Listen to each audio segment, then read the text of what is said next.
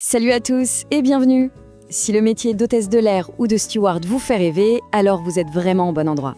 Aujourd'hui, on s'attaque à la question que tout le monde se pose pour bien organiser son projet de carrière. Allez, on ne perd pas de temps, on plonge directement dans le vif du sujet. La fameuse question, la formation CCA ou Cabin Crew Attestation, concrètement, ça dure combien de temps ? C'est une étape clé dans le parcours de beaucoup de monde, alors on va décortiquer ça ensemble. Ok, avant de tout analyser en détail, voilà 4 points essentiels à garder en tête, un peu comme un mémo. Premièrement, la durée de la formation peut aller de 2 semaines à plus de 6 mois. Oui, l'écart est énorme. Deuxièmement, qu'on parle du CCA européen ou du CCA français, c'est exactement la même chose. Troisièmement, il est valable 5 ans. Et enfin, le point le plus important, retenez bien ça, énormément de compagnies forment leur personnel après l'avoir recruté. Bon, c'est parti pour la première section. On va poser les bases, histoire que tout le monde soit sur la même longueur d'onde. Qu'est-ce que c'est que ce fameux CCA et surtout pourquoi sa durée peut varier à ce point ? Allez, on décolle. Alors, le CCA, qu'est-ce que c'est exactement ? C'est une certification européenne reconnue par l'EASA, l'Agence européenne de la sécurité aérienne.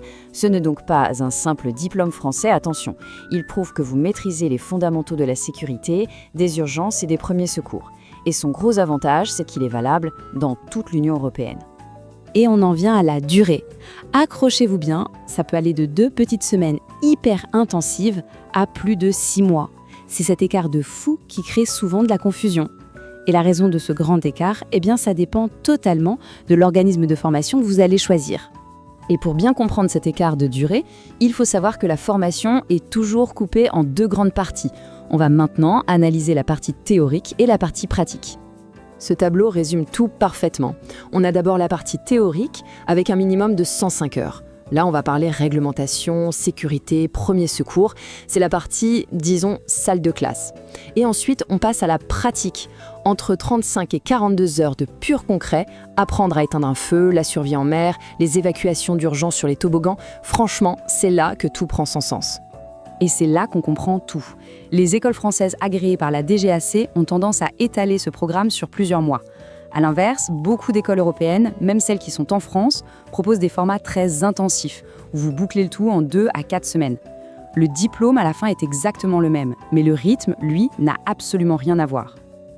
Alors maintenant, attention, ouvrez grand vos oreilles, parce que ce qui suit pourrait bien changer toute votre stratégie. On va s'attaquer à un mythe, une idée reçue tenace, celle du CCA obligatoire, avant même de postuler. Voilà la phrase qu'il faut retenir, le point central de cette analyse. Contrairement à ce que beaucoup de gens pensent, se lancer dans une formation payante pour obtenir son CCA n'est plus forcément la première étape obligatoire. Et ça change tout. En fait, cette approche de l'école d'abord, c'est un peu l'ancienne méthode. Le secteur aérien a énormément évolué et les compagnies ont complètement adapté leur façon de recruter. Les règles du jeu ne sont tout simplement plus les mêmes. Alors, c'est quoi cette nouvelle stratégie ? Justement, on y vient. On va voir ensemble comment les plus grandes compagnies aériennes recrutent leur personnel de cabine aujourd'hui. Et vous allez voir, c'est assez différent de ce qu'on imagine.